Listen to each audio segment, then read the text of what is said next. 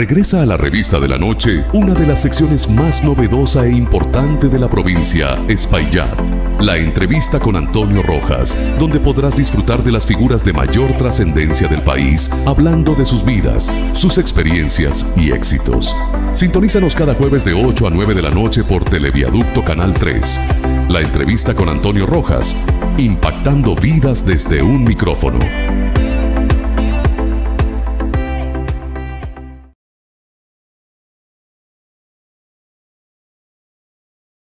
Buenas noches a todos. Gracias como siempre por la oportunidad de poder llegar a sus espacios a través de esta plataforma. Una plataforma que busca presentar líderes positivos que nos permitan tomar buenas decisiones en nuestro día a día.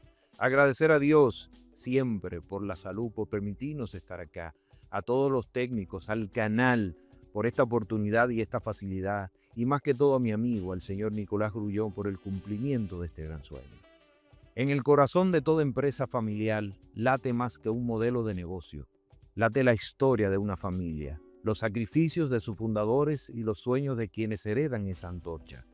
Cuando los negocios se entrelazan con los apellidos, la continuidad se convierte en un desafío tan grande como la creación misma. Allí aparece la figura de un hombre que entiende que el verdadero éxito no se mide únicamente en balances o en utilidades, sino en la capacidad de unir generaciones bajo un mismo propósito. Un experto que ha sabido acompañar procesos de transición donde se forja la confianza, se fortalece la institucionalidad y se prepara a los herederos para liderar con visión. Su aporte trasciende los cargos públicos y se enriza en el terreno más delicado y esencial, el del buen gobierno corporativo en empresas familiares, donde cada decisión no solo afecta a un negocio, sino también la armonía de todo un legado.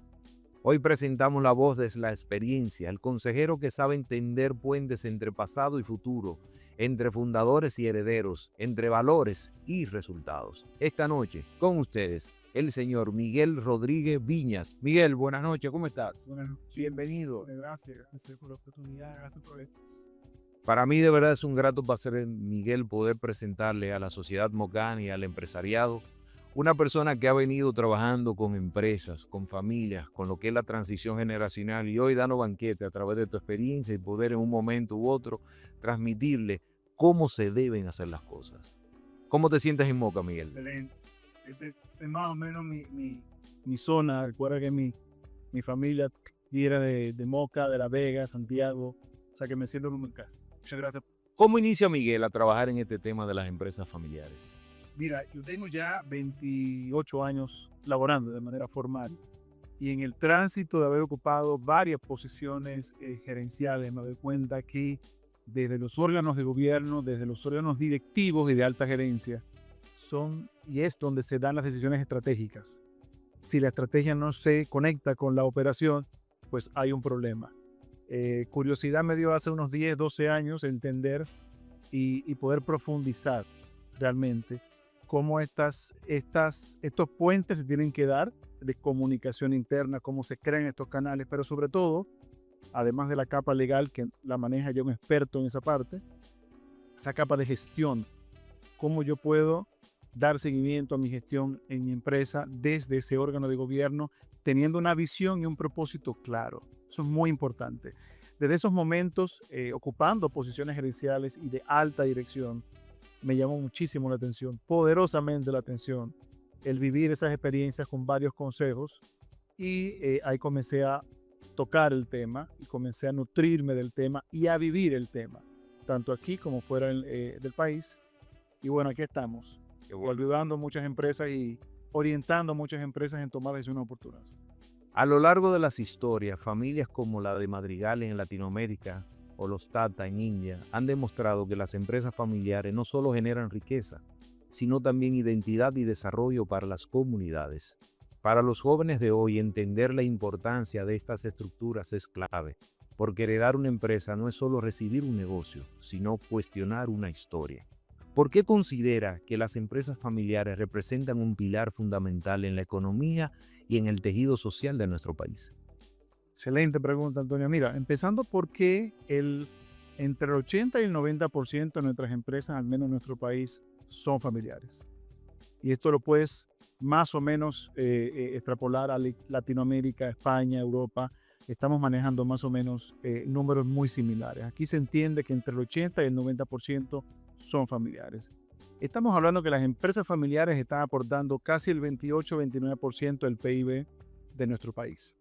Ahí radica la importancia de... Repite ese porcentaje, no me... Entre el 27 y el 29% del PIB, números 23 de 2024, están aportando al PIB de República Dominicana. ¿Qué estamos hablando con eso? Sencillamente son estructuras que están teniendo un impacto interesante, no solo en la economía, sino en su comunidad, en la geografía, en cómo se ven las empresas, en cómo se promueven las empresas, en cómo evolucionan los servicios. Las empresas familiares tienen un componente interesante y es que esa familiaridad, ese entender y cuidar mi apellido, a veces son aspectos que dan un poco más de sensación de vamos a invertir más tiempo en esto, esto es nuestro, vamos a darle cariño al proceso, vamos a mejorar los procesos y a eso nos dedicamos, a apoyar a las empresas en entender dónde están y hacia dónde tienen que ir. No siempre lo saben, bueno, casi nunca lo saben, el cómo, el qué sí. Eso es lo interesante. El qué sí saben, el cómo no. El cómo no. Y ahí entramos nosotros a ayudarles a entender ese cómo de una manera práctica, pero de una manera cuidadosa. Siempre cuidando a la familia. Esa es la parte más importante. Fíjense que hemos llamado la entrevista El Puente y te he bautizado así. Yo a Miguel lo conozco a nivel profesional y también he tenido el placer de compartir a nivel personal. Y la verdad que cuando pensé en tu nombre y qué nombre me gustaría ponerle a la entrevista, le dije El Puente, porque así me visualizo y me identifico contigo. Desde su experiencia, ¿qué factores determinan que una empresa familiar pueda trascender a lo largo de generaciones? Mira, no hay fórmulas perfectas, Antonio. Es una pregunta interesante. No hay una fórmula, no hay una ecuación perfecta que te diga el paso a paso. El paso A, B, C. Eso no existe. Eso depende del contexto, depende de la empresa, depende de la familia, depende del sector que estemos trabajando. Pero ciertamente hay variables que no pueden faltar. Número uno, y para mí esta es la más importante, poder transferir esos valores familiares entre generaciones. Uno, dos, lo que se llama profesionalización de la familia en la empresa. Conocemos en empresas que tenemos un fundador y ese fundador dura 30, 40, 50 años en la empresa, crea una empresa sólida desde el punto de vista, tú lo mencionabas al principio, sólida financieramente hablando, desde el punto de vista económico es una empresa rentable, una marca bien posicionada, unos procesos que descansan en él, en esa persona, no descansan en una estructura. Entonces, ¿qué ocurre si tú no profesionalizas a tu familia? Esa familia que va a entrar en algún momento al proceso operativo de tu empresa, ya perdiste tiempo. Si lo quieres hacer después que tus hijos y tus nietos tengan 40, 50 años, más de 30 años, es mucho más complejo. Ya tus familiares están apuntando hacia otro lugar. ¿Qué pasa cuando yo voy creando condiciones? Desde jóvenes les voy enseñando qué hacemos, cómo lo hacemos. De esto tú vives. Entiende este proceso porque mañana tú puedes ser parte de este proceso. Entonces el tema profesionalización es importante. Y tercero, y para mí esta sí es la más, es decidir hacer. Tomar la decisión de entender que no siempre estaremos ahí, que yo como fundador de una empresa, fundador, dueño, único dueño en algunos casos, no voy a estar siempre en el proceso. Y qué más que dejar a mi empresa organizada y tenerla organizada yo estando dentro del proceso, viviendo esa evolución, apoyando esa evolución y que no pasen cosas que no queremos. Lamentablemente fallece un familiar, ocurre un evento que no permite que esa persona de un viernes a un lunes, Antonio, no esté más en el proceso. Ahí comienzan los problemas. Y ahí intentamos comenzar a resolver cosas que pudimos haber tenido resueltas hace años. ¿Cómo se logra equilibrar la pasión emocional de la familia con la disciplina que exige la gestión empresarial? esa parte del equilibrio. Claro que sí. Hay un equilibrio importante de las empresas familiares. Es un triángulo, es una triada de variables. En este caso está la familia como tal, está la empresa, que es la empresa familiar, y está el patrimonio. Esos tres tienen que convivir, ¿ok? Hay una figura que siempre se desarrolla y se debe crear, a la que le han prestado poca atención casi todas las empresas familiares, aún creando las condiciones desde la gobernanza corporativa, y es el consejo de familia. Lo han dejado a un lado. Lo han dejado como un elemento decorativo que no le han permitido permear y mantener la armonía más que todo, porque el consejo familiar no entra en las operaciones. Esto es importante entenderlo porque son funciones y es lo que permite, primero, administrar esas emociones que tú hablas, Antonio. Las emociones es imposible sacarlas de una empresa familiar. Somos familia. Eso es lo primero. Ese es nuestro principio de ser. Bien. Pero en un consejo de familia, administrativo o una junta directiva, le llaman en Centroamérica y Sudamérica y en muchas partes del mundo, yo estaré con otros miembros de la familia. Hay un concepto, una máxima importante. Y vuelvo a tu pregunta con esta máxima en las empresas. Y es que la institucionalidad está por encima de todos nosotros. Eso se pierde en el camino, porque somos familia. Porque no quiero decir algo que te pueda herir. Bueno, ahí tenemos que elevar el nivel de disciplina. Tenemos que elevar el nivel de entender que estamos en un contexto institucional. Y siempre hago el ejemplo jocoso en todas mis clases, talleres, consultorías, es que el corazón tenemos que desenroscarlo un momento, ¿ok? No lo estamos botando, no lo estamos sacando del panorama. Es posiblemente quitarlo un poquito y dejarlo en la mesa en un ladito. ¿Para qué? Para tomar decisiones frías, institucionales. Ahora, esas decisiones no pueden ir en perjuicio de la familia, evidentemente. Hay que mantener ese balance, hay que mantener esa armonía, como te decía al principio, entre familia, empresa, patrimonio. Pero aquí hay una pregunta y siempre se las hago. ¿Por qué estamos aquí? ¿Estamos aquí porque queremos mantener solo la familia unida? No. Estamos aquí porque queremos mantener un patrimonio y queremos cuidar un patrimonio y queremos cuidar una marca. Y un legado. Voy para allá. Queremos cuidar un apellido que está atado a un legado.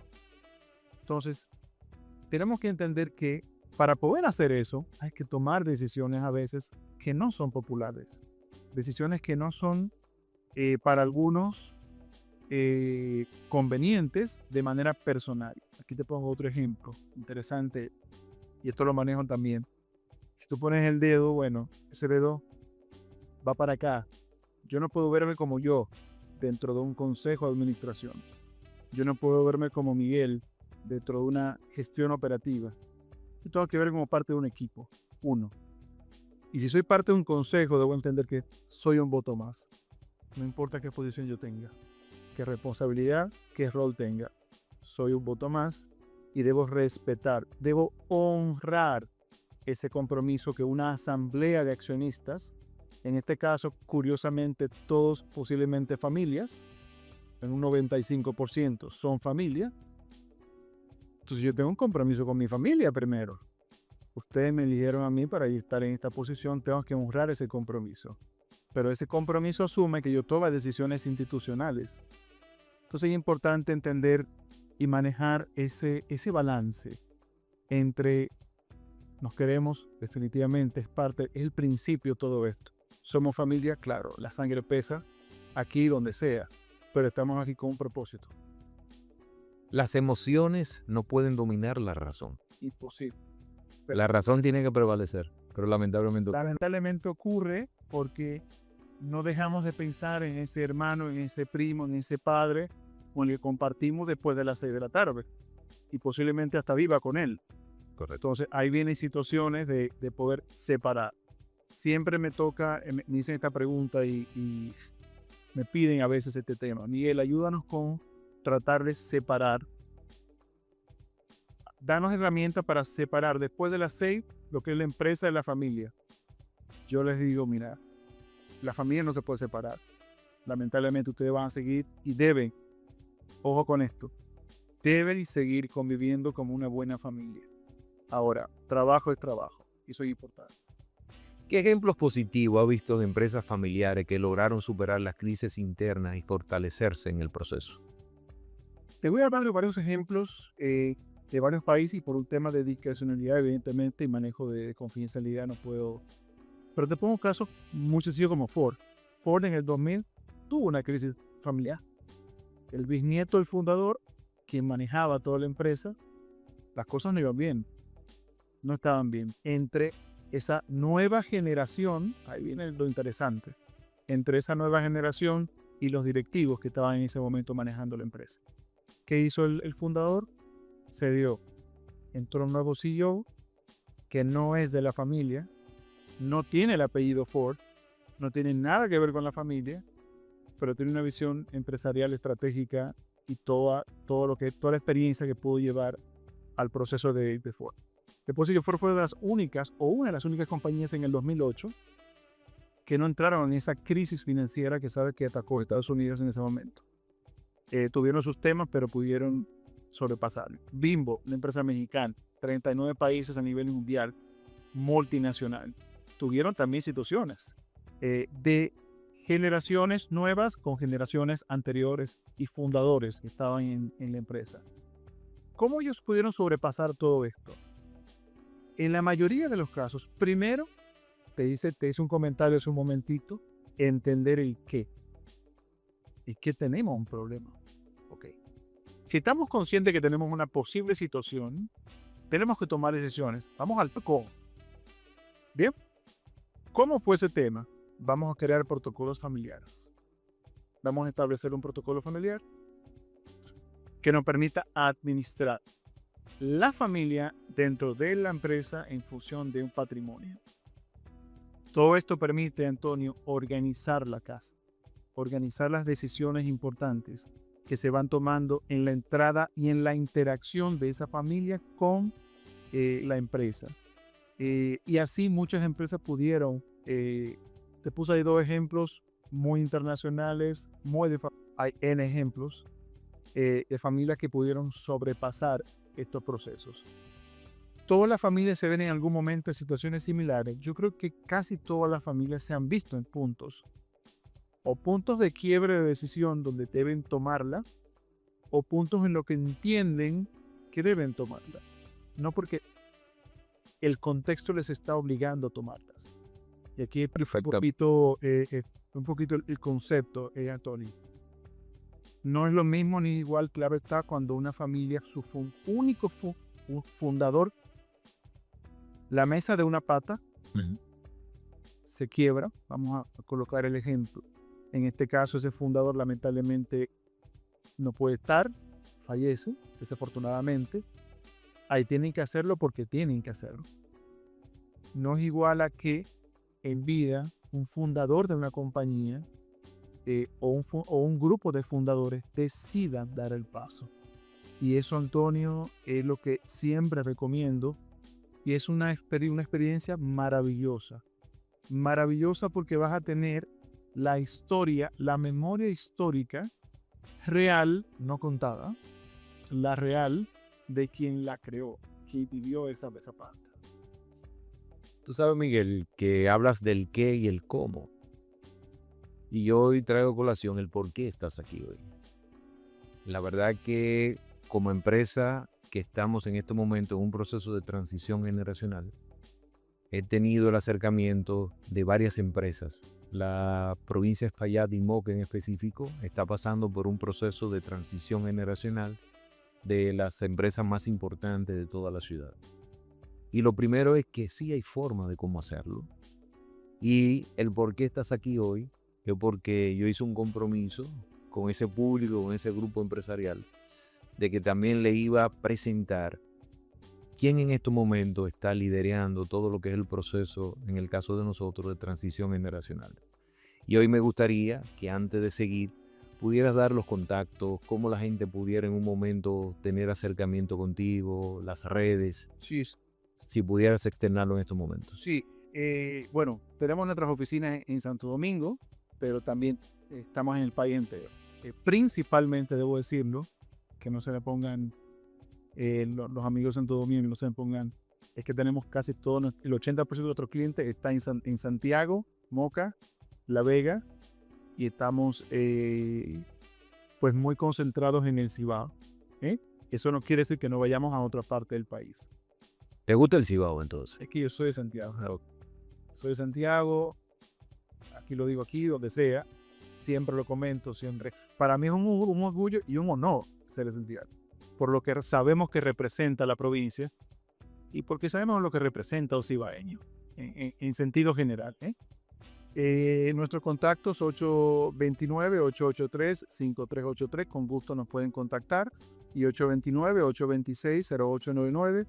Nos contactan a estos dos números y con gusto podemos agendar una reunión, primer contacto, para entender primero dónde están, si saben ese qué, si entienden un poco el qué, y ahí le podemos orientar y el cómo. En este momento estamos en LinkedIn, la página Dúo Soluciones Empresariales, y yo de manera personal, Miguel Antonio Villeveña, estoy en LinkedIn ahí.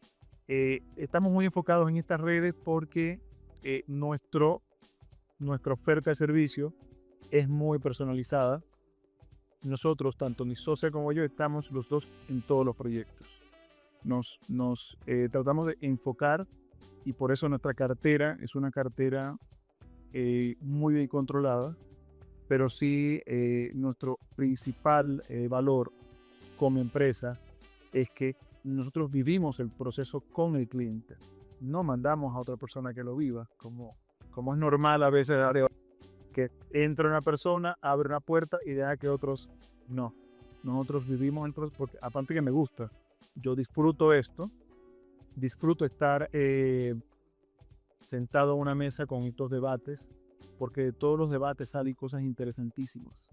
Crecimiento para la empresa, crecimiento individual para los consejeros, crecimiento también para nosotros. Así que nos puedes contactar esos números y con mucho gusto. Yo creo que estos temas despiertan mucha pasión y pudiéramos hablar mucho tiempo. Conoces el tiempo de la televisión, Claro. es limitado, pero en esta última parte de la entrevista quiero hablar del gobierno corporativo y la sostenibilidad. Empresas como IKEA o Samsung nos recuerdan que profesionalizar la gestión con un gobierno corporativo sólido no significa perder identidad, sino garantizar permanencia y sostenibilidad. Para los jóvenes líderes, esto significa aprender a crear instituciones familiares con reglas claras, transparencia y visión global. ¿Qué entiendes por un buen gobierno corporativo en el contexto de las empresas familiares? No nos vamos a ir a conceptos muy rebuscados y técnicos. Muy sencillo. Todos los procesos, procedimientos, manuales, políticas que permiten que la estrategia y parte de las operaciones llegue a las operaciones, drenen las operaciones y se creen los canales de comunicación adecuados desde ese órgano de gobierno. Eso es el modelo de gobierno corporativo. Eso es el gobernar desde la corporación. ¿Bien? Hay un solo órgano de gobierno que es el Consejo de Administración. En muchos países le llaman Junta Directiva. Otros países le llaman de otra forma. Pero Antonio, a todos los televidentes, es donde se toman las decisiones estratégicas, no operativas. Esto es difícil de entender a veces. Y separar. Total. Es muy difícil de entender y debo aclarar que no todas las compañías, no todas las empresas familiares incluso, están en el mismo punto de madurez para poder implementar un consejo de administración. Ahora, volviendo al tema de gobierno corporativo, cuando se crea un consejo de administración, automáticamente yo tengo que separar funciones. Y ahí viene el punto interesante de poder crear una estructura operativa que funcione. Si me preguntan, bien, pero ¿cuál es el personaje? ¿Cuál es el personaje principal de esa historia operativa? El gerente general, el director general, el CEO, como quieran llamarle, pero esa es responsable. Algunas empresas me hablan de comité o de una comisión para gerenciar la empresa. Y yo, eso no está muy bien temporalmente, pero eso no existe. ¿Ok? Busquen un responsable con experiencia en el sector, busquen un responsable con experiencia, con preparación académica, que asuma la responsabilidad de gerenciar las operaciones que ustedes desde el consejo están esperando se haga de manera adecuada. Porque al final las empresas, aquí viene un aspecto que no podemos dejar a un lado, viven para generar riquezas. Claro. Eso es un principio elemental, Antonio, no podemos dejar eso a un lado. Entonces, ¿cómo se vincula esto? Mediante un canal de comunicación. ¿Quiénes son ese canal de comunicación? En las empresas ya con un gobierno corporativo instituido, con un reglamento interno del consejo, políticas claras, código de ética, compliance, que es un tema que está ahora mismo desde hace ya varios años, por leyes de lavado de activos y otros temas, debe ser parte del proceso. Comisiones de gobierno corporativo que apoyen este proceso. El presidente del consejo de administración es el canal, no es el jefe. Otro gran error. Un presidente de un consejo es el líder del equipo y representante legal de la empresa. No es el jefe directo del director general o el gerente general de la empresa. Es el canal de comunicación. Es el mentor de ese gerente general. Es el apoyo. No lo podemos ver como el jefe. Ahí vienen muchos errores conceptuales. Yo me doy a esa persona, yo tengo que responder. No. La gerencia general responde a la institucionalidad, a la institución. Y ese director general o gerente general o CEO, como le llaman muchas empresas, tiene que sentarse en la mesa del consejo y responder a muchas preguntas incómodas que es parte de la labor del consejo de administración. Los consejos de administración no existen únicamente para dar palmaditas en la espalda. Esto no. Claro, estoy hablando, Antonio, de consejos maduros ya. Claro, totalmente. Hay que transitar en un proceso de evolución. No pretendamos tener... Esto no es una fórmula mágica. La buena práctica de gobernanza corporativa, Antonio, para todos los televidentes y dueños de empresas que nos están viendo, no será en 3 meses. Eso no funciona así. Es un proceso de entender, interiorizar, preparar, poner en práctica, medir y hacer los ajustes. Eso se da en meses o hasta en años. Hay empresas en nuestro país, me reservo el nombre, tan grandes ya con una estructura importante, familiares, ojo, esto es interesante, familiares, que dentro de sus protocolos familiares tienen incluso inversiones fuera del país. Hay muchos consorcios ya y grupos, familiares que tienen inversiones fuera. Y es súper interesante porque ellos ya tienen creadas condiciones para administrar patrimonios con empresas aparte que les administran eso. Son tantos patrimonios, son tantas la familia que no todos pueden entrar. Hay una empresa en particular, y pongo esto porque en esa separación en gobernanza de funciones estratégicas operativas, a veces creemos los consejeros que somos los dueños de la empresa. Posiblemente lo sean accionistas. Claro. Pero entendamos que son momentos y escenarios distintos. A veces los consejeros nos equivocamos y pretendemos ser los dueños de la empresa y llegamos a la empresa, comenzamos a dirigir y a mandar. Cuidado con eso. Deben existir canales de comunicación para que un consejero presente una queja formal por una mala experiencia de su propio servicio que está estratégicamente ayudando a suponte que tú tengas una empresa que es dueña de 50 supermercados, 50 mini markets, ¿ok? Una marca importante. Tú llegas a uno como consejero y pides y te atienden muy mal. Cuidado con pretender, como decimos aquí, cancelar a esa persona o desvincular a esa persona. Eso no se maneja así. Usted como consejero se retire, y hace una queja formal por el canal formal. Y hay empresas que tienen, Antonio y a todos, departamentos creados para eso, para recibir quejas de accionistas y de consejeros. Interesante. Pero la queja viene porque el director general, que sí es el responsable operativo de que eso no esté funcionando bien, él se sienta una vez al mes, cada 2 meses, cada 3 meses con el consejo, y ahí recibe su llamado a atención.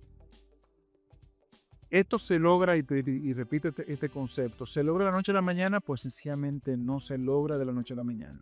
Eso toma tiempo.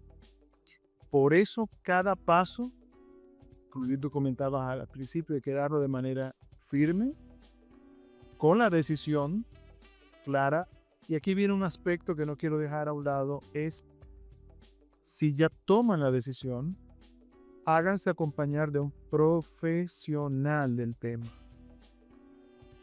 No busquen videos de YouTube de cómo hacer un protocolo familiar, porque ustedes son 4 o 5 y se llevan súper bien, o son 15 y se llevan súper bien, como se aman como familia. Todas las familias evidentemente tienen sus temas, eso es normal. Busquen un profesional que sepa el tema, que maneje el proceso y que les acompañe metodológicamente a cómo llegar ahí.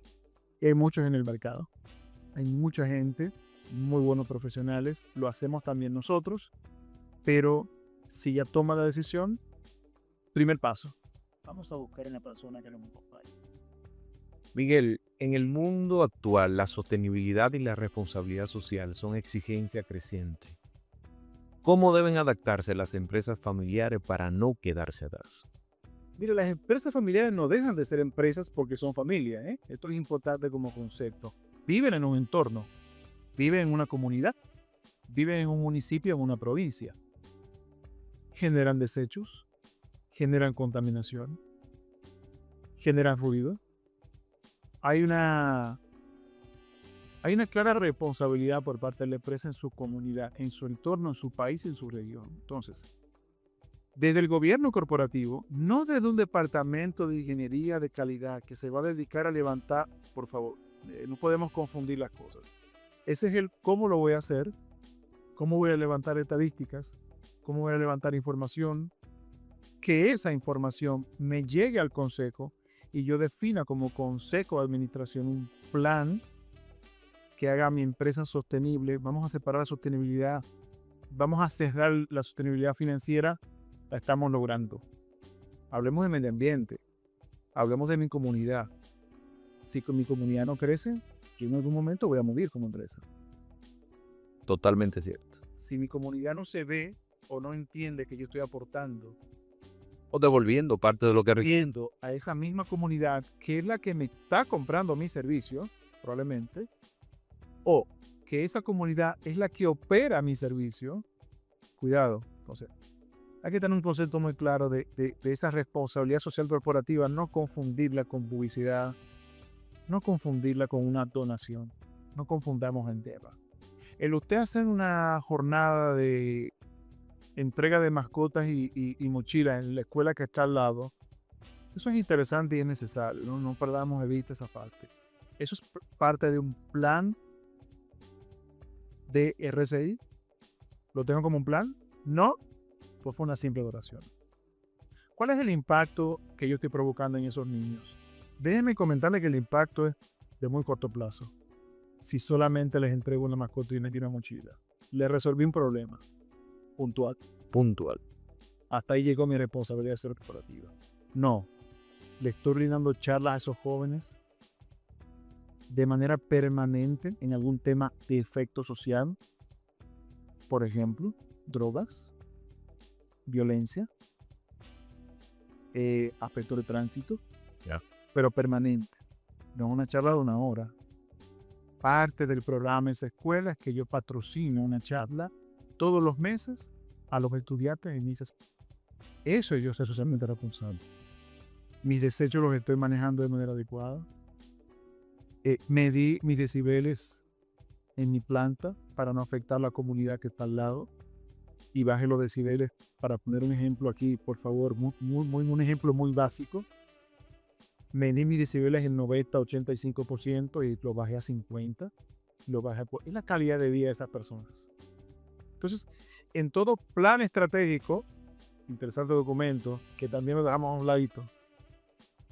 El plan estratégico, a Tony, a todos los televidentes, es la herramienta de trabajo del Consejo de Administración, o una de las principales herramientas del Consejo de Administración.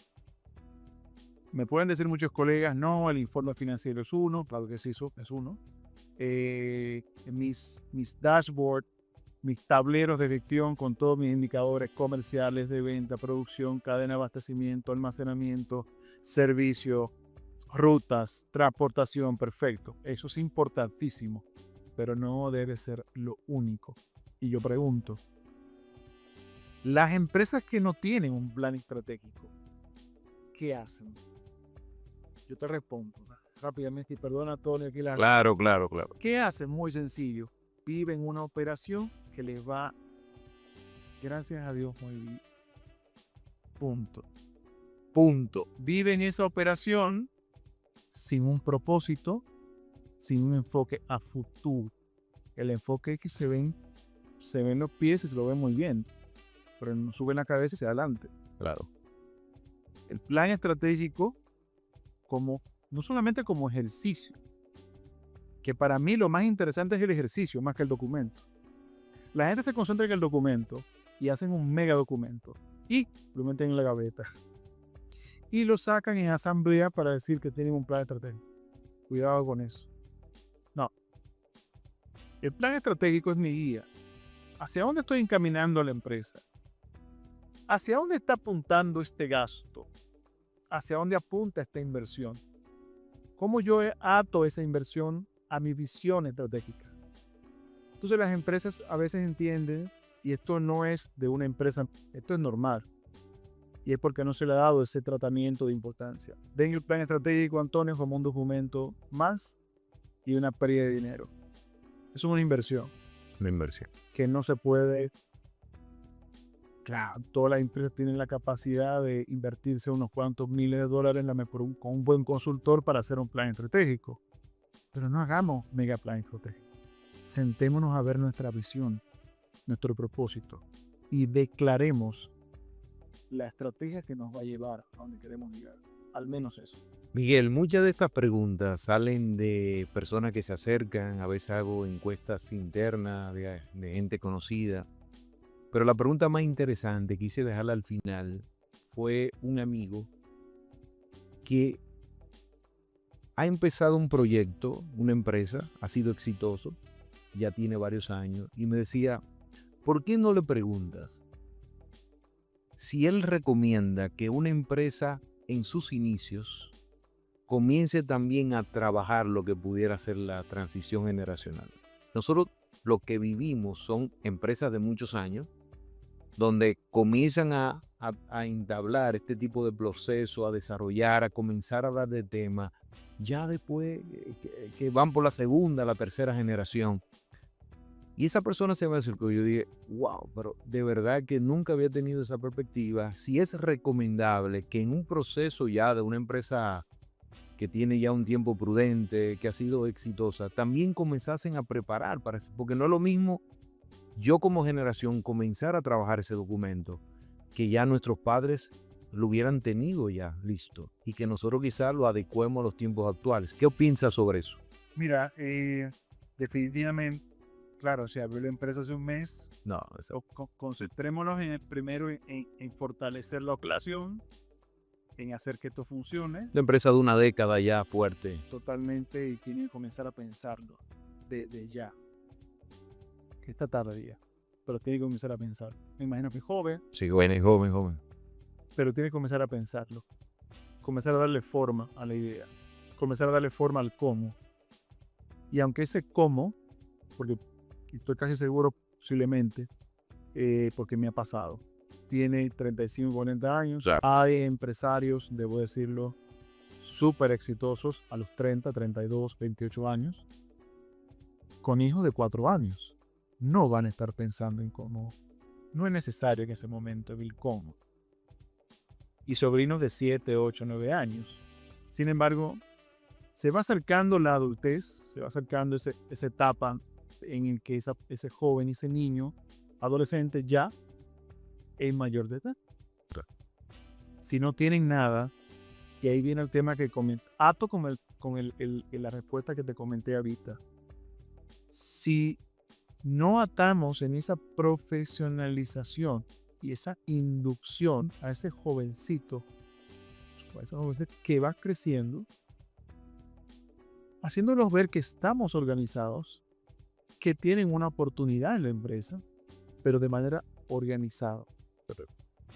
Entonces, la respuesta rápida es sí, totalmente. Entonces, tiene que empezar desde ya.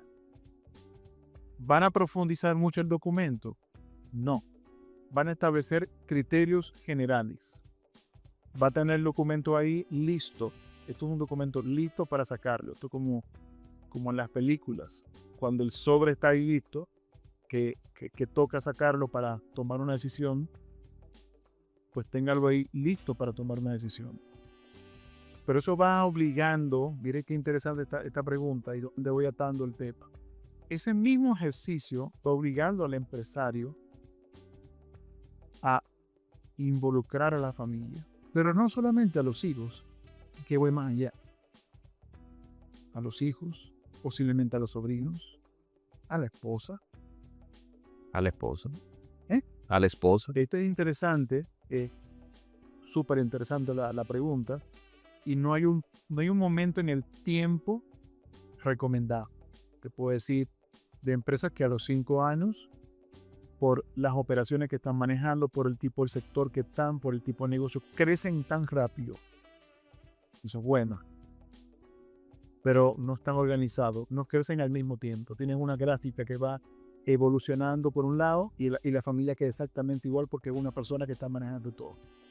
Entonces hay que hacer coincidir estos procesos. Crecimiento, familia lista para este tema. ¿Qué ocurre cuando eso no se da? Lo que hablábamos al principio. El empresario sale repentinamente, por la razón que sea, y todo queda en el aire. Ahí comienzan los problemas. Miguel, la televisión es corta. El tiempo, veo ahí los técnicos de hace rato haciéndonos señas, diciendo que estábamos un poquito a agradecer siempre a Nicolás por el tiempo. Pero la verdad que es un tema que apasiona.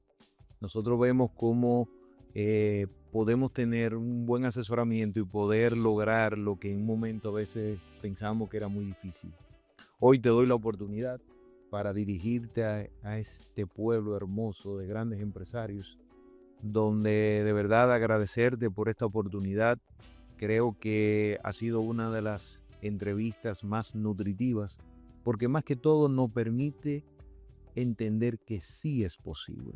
A veces las empresas familiares no logran pasar la tercera generación, es muy poquito, hay muy pocas evidencias de que es posible, pero cuando tenemos personas como tú que nos dice es solamente un tema de decisión y de voluntad y de poder cumplir con algunas normativas. Así que me gustaría que le mandaras un mensaje a esas empresas que están pasando por esta transición generacional, que muchas veces el pesimismo lo arropa, y hoy tenemos la gran oportunidad de escuchar de una persona con una gran experiencia y con muchos resultados positivos. ¿Qué le diría a ese grupo de gente que está sentado en estos momentos, que está trillando por esta situación y que tiene la oportunidad de escucharte? Primero agradecerte, Antonio, el espacio. De verdad que para mí es un honor estar aquí con ustedes, contigo en este programa. Y evidentemente me siento en el Cibao y en Moca como en mi casa. ¿Qué les diría? Mire, sencillo. Yo creo que primero que se puede, que es posible. Es posible manejar estos procesos. No son procesos complejos. Lo complejo de esto es un paso, es decidir hacerlo. Decidir hacerlo. No permitan que su esfuerzo, su legado, su apellido, su posicionamiento de marca, de un momento a otro se afecte o se vea afectado por no haber tomado una decisión oportuna en el momento oportuno. Mire que esto es un poquito fuerte lo que voy a comentar, pero se da. Y se seguirá dando lamentablemente en muchas empresas familiares. No esperemos el momento en que el fundador o los que crearon el negocio no estén, porque los que quedan no vivieron ese proceso, probablemente, y comiencen a tomar decisiones que no son las mejores para la institucionalidad. Y ahí vemos, Antonio, empresas que cierran a los 6 meses, cierran al año, patrimonios que quedan años. No voy a mencionar ni nombres ni ejemplos. Patrimonios que quedan años abandonados por no tomar esta decisión cuando se debió tomar la decisión a tiempo. Cuando ese fundador estaba presente, cuando ese fundador hacía esa función de balance. No se olviden de los órganos, del consejo de familia, si ya dan el paso y buscan el profesional para este proceso. No se olviden el consejo de familia. La armonía familiar no se puede perder bajo ningún concepto. Primero, desde la familia y el consejo de familia, primero hay que mantener esa armonía y ese buen trato entre los familiares. Y segundo, ya separando, cuando se toman estas decisiones, el consejo de administración desde la gobernanza corporativa tiene la responsabilidad de dirigir estratégicamente a la empresa. No creamos que, y puede ser el principio, esto no es un tema de la noche a la mañana, Antonio. Esto es un tema que hay que evolucionarlo. Se dan fases, se dan etapas, y esas etapas se van viviendo. Háganse acompañar de un profesional quien les ayude en ese proceso. Primero, cumpliendo con la capa legal. Cuidado con ese tema, no lo dejemos a un lado nunca. Buenos abogados, buena oficina de abogados, para que toda la capa legal, normativa, reglamentaria esté cumpliendo con los requisitos. Ahí pasamos a la parte de gestión. Y con mucho gusto estamos a disposición de colaborarles, de apoyarles. Estaremos, y aprovecho, Antonio, aquí estaremos dentro de 1 mes y medio, 2 meses, en producción de un podcast, pero dirigido solamente a temas de gobierno corporativo. Ya te daremos la información en ese momento. Y ahí te tenemos muchos temas. Roles del consejo, posiciones del consejo, qué hace un presidente, qué hace un secretario, por qué las comisiones, agendas, actas, todo estará por ahí. Y yo me despido como siempre lo hago. Que la República Dominicana, la provincia de Espaillat y Moca no se enferme ni del corazón ni del alma. Buenas noches a todos y gracias por la oportunidad de poder llegar a ustedes.